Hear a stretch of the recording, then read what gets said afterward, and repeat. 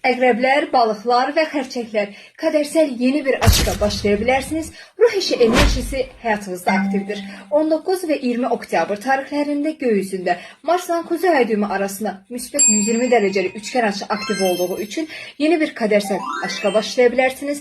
Qədərsəl bir sevgi qarşılaşması yaşaya bilərsiniz və yeni tanış olacağınız insanlarla sanki onları uzun müddətdir tanıyırmış kimi hissi də yaşaya bilərsiniz.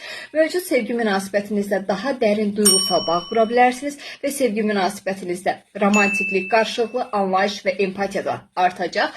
Sevgi münasibəti olmayan xərçənglər, balıqlar və əqrəblər isə yeni sevgi münasibətini başladan tərəf məhz siz olacaqsınız.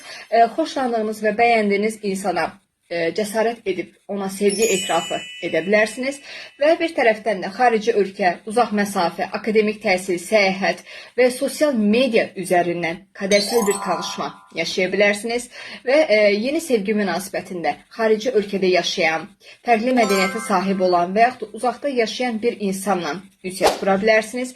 Akademik təhsil, seminar və ya xarici ölkələrlə əlaqəli qarşınıza yeni fürsətlər gələ bilər, dəyərləndirməyə çalışın. Xarici ölkədə yaşayan insanlarla iş ortaklığına başlaya bilərsiniz və uzun müddətdir planladığınız bir yaradıcı layihəni də həyata keçirməyə başlaya bilərsiniz.